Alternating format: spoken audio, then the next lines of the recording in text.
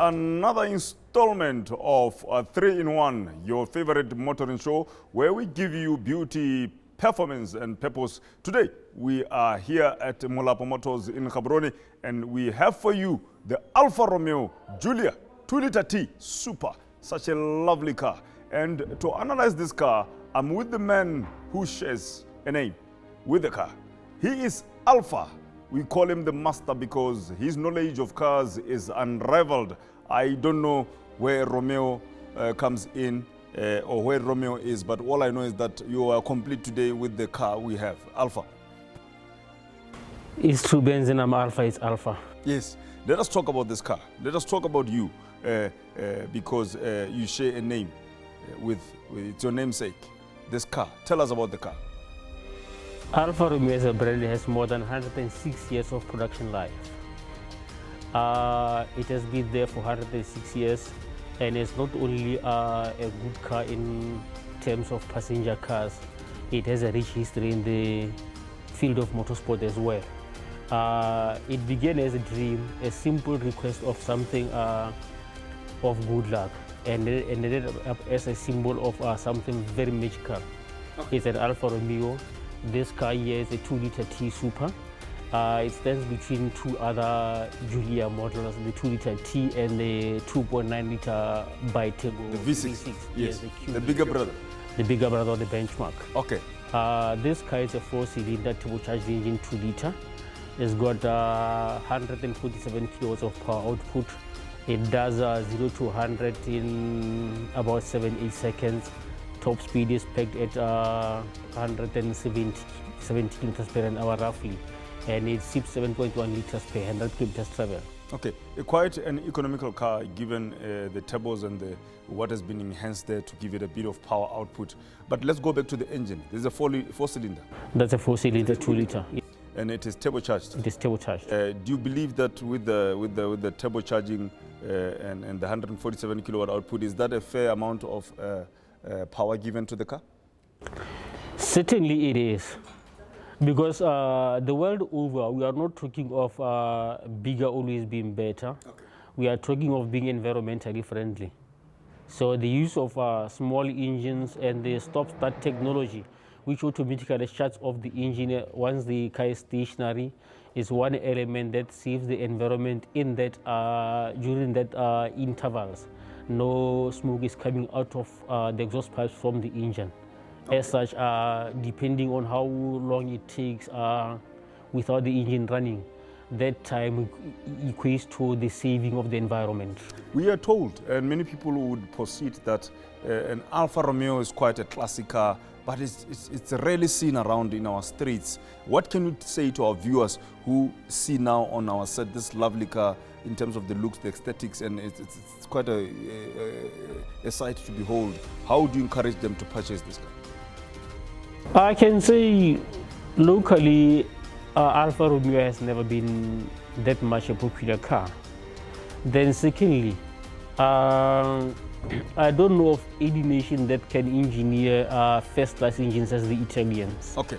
So the fact that it's Italian gives a clear indication that an Alfa is an Alfa. Okay. It's Italian, it's superior.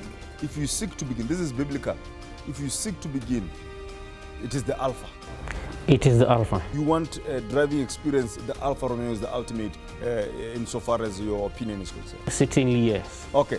Tell us more about the car. You talked about the turbo, and then there's Super. Why the word Super? There is 2-liter, it's 4-cylinder, it's turbocharged, 147 kilowatts, 0 to 100, around 7 seconds. What more can you tell us about the engine, what the engine is capable of doing? The difference between the 2-liter T Super and the 2-liter T, the 2-liter T is the entry level, and the word Super is a symbol of some kind of elevated luxury that comes as part and parcel of this car. Okay. So you're talking about luxury, and we look at this car, a 4-door complete. It's quite a larger cigar, not very large. It's quite portable.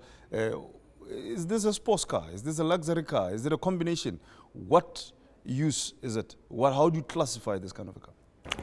It's a combination in that if you look at the operating system of both the gearbox and how you pilot it, you see motorsport inspired every detail in it. Going to that one, what do you mean it's motorsport inspired? What can you find when you're trying to experience this car and you drive it and you engage the gearbox and what's happening?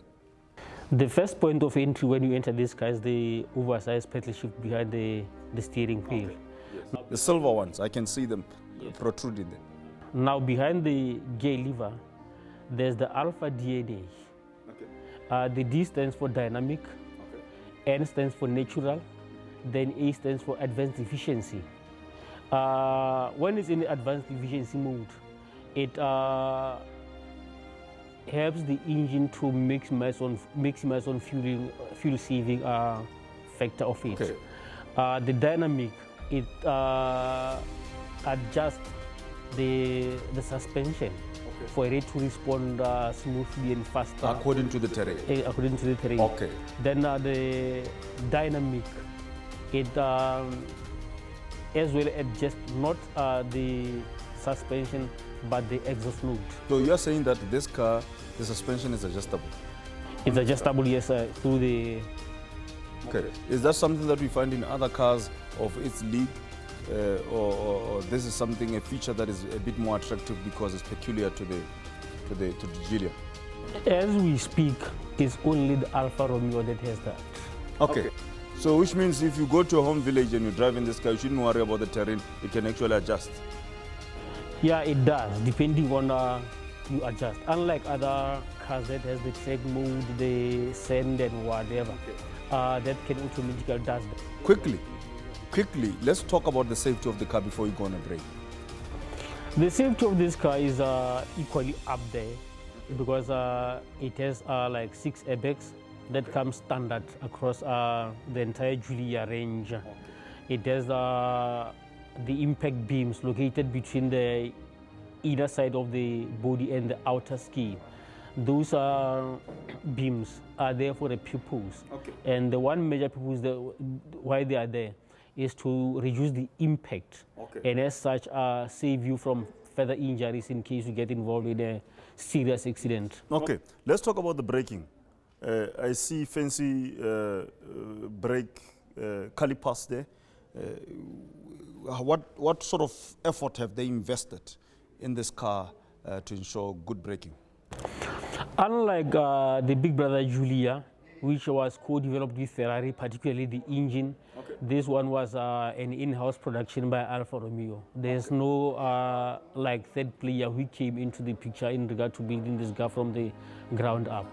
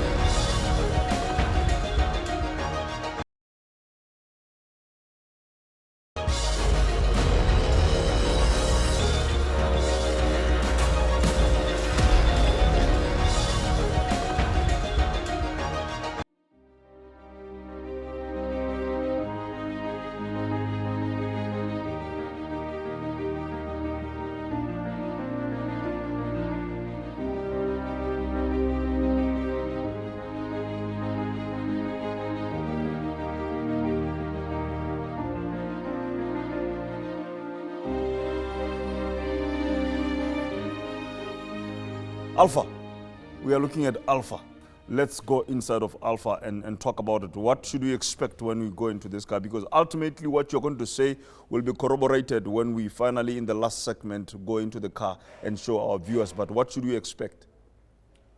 First of all, Benson, the interior architecture of this car is an extension of the exterior architecture, equally sensual and passionate. Okay. It's got the pedal shifters, like I've mentioned. Yes. It's got your ESP, that is electronic stabilization program, 6 airbags, Bluetooth connectivity, power steering, and it's a 5-seater sedan. 5-seater sedan. Yes. The safety of those who are sitting there. The safety of those who are sitting They there. all buckle up. Yes. Okay, let us talk about what you see by the dash. The dash is the cockpit. The dash is like the mirror. You mirror yourself on the dash as you drive the car or as you passenger in the car. How is the dash? The flat hierarchy of the dashboard says something about this car. What does it say? Something very huge. You see not cheap materials or cheap plastic overlaying the whole setup. It was not engineered to overpower the driver, but to empower. Okay. It's not full of unnecessary buttons that might somehow distract the driver from operating this car, because it's Italy and the Italians are very particular when it comes to road safety. Yes, because even if you go, the Ferrari is not here. Because you're talking about the Italian and Italian engineering, we marvel in the score when you talk about your Ferraris and your Lamborghinis and all those cars. When you look at the dash and what you have to press, the buttons and sorts, it's manual, mostly manual. It's rare to find things that are digitalized and the touch screens and stuff. This car, the Alfa Romeo, it's no exception, you think? No, it's no exception, because what they are saying is when driving this car, you must be engaged at all times. Okay. You shouldn't rely on the ancestral help. Okay, the magical help of the technology. Okay, but technologically, how advanced would you say the Alfa Romeo Super 2-liter turbo is? How would you rate it technologically? It competes fairly well with its competitors. That is like your A-Force, your 3 Series, your Subaru WRX. It competes fairly well. Okay. And remember that in its segment is more of a United Nations of manufacturers. There's Japan in Subaru. There's both Germany in Beamer and Audi. Okay. So you believe that the Alfa Romeo has clubbed all these aesthetics from different cars and technologies and packed them into one lovely box called this particular Super T. A clear indication that is capable of going to war with the whole world. Wonderful. We never talked about the lighting. Normally, the Alfa Romeo is not so pronounced when it comes to the lighting or the eyes. The eyes are somewhat squeezed and small, and if you go even towards the back, when you look at the tailpipes, they're not too sophisticated and huge and large. What can you say about that? What exactly were they looking at? That is another sign of trying to be unique or being unique. If everybody is to go oversized, there will be no difference. Okay. The whole world will be oversized. But if there's a dwarf amongst the giants, you can easily see the dwarf. So the message is clear. Okay. Let me be myself. Lovely stuff. I am here with Alfa himself, our resident analyst when it comes to auto engineering, when it comes to automobiles. He is unrivaled. They say he's got a big brain in a small head because he's highly knowledgeable. And today we are broadcasting here at Molapo Motors, the home of Abath, the home of Alfa Romeo, the home of Jeep, the home of Fiat, the home of Hyundai. And this is where you can come in and make your choice. We are talking about cars. This is 3-in-1. I like always to actually separate, or let me not say separate, but I like to sort of explain why this show is called 3-in-1. We are looking at 3 areas. That is beauty, that is performance, that is purpose. And you see, we are seated here anchoring and presenting and giving you the very best of motoring knowledge and experience. And we are curtained at the back by our beautiful models, our Flora and our Sasha, because there is something that is peculiar when it comes to relationship of people and cars. One cannot be divorced from the other. Your car is your DNA. And therefore, if you are beautiful, if the car is very beautiful, it also speaks to the person that you are. Some people will say the car you drive is like the suit you wear. That is why we're able to say, this car is lady driven. This car was driven by a man. When we do our salesmanship, if we want to sell our cars, and we know that there are certain type of cars that when you drive as a man, you're challenging nature because they look feminine. But this is the kind of a car that can be driven by both the female and the male folks. There's a one size fits also to speak, Benzan.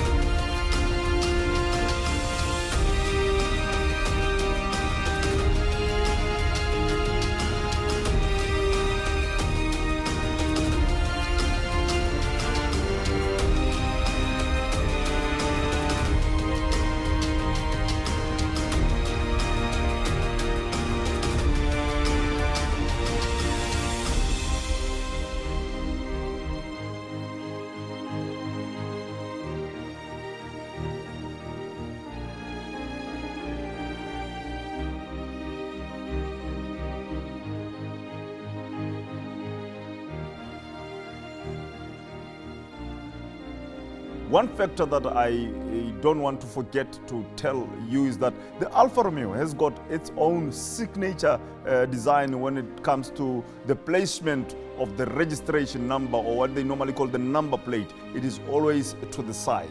I will ask why it is always to the side, but obviously common sense will tell you that it should be the signature design. All the Alphas you see, it is to the side. Such a beautiful thing to see. In addition to what Mr. Benson has said in regard to the signature design of the front end of the Alfa Romeo and the placement of the number plate, if you look back in history, the original design of the Alfa Romeo as a brand across all the models, the design and the positioning of the emblem was moving straight from the edge of the bonnet to slightly above the rear end of the bumper, and that is one reason why they had to put the number plate where it is now, and it came on to become the signature design of the Alfa Romeo, because there was just no how you could place the number plate on top of the emblem.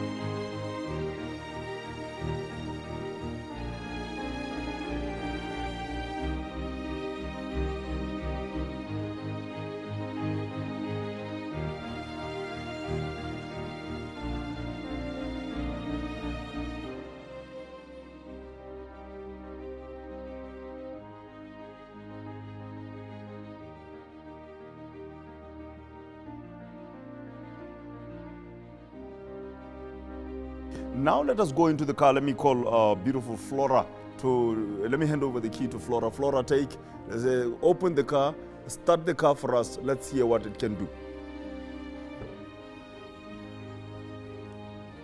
It's quite a beautiful car, yeah.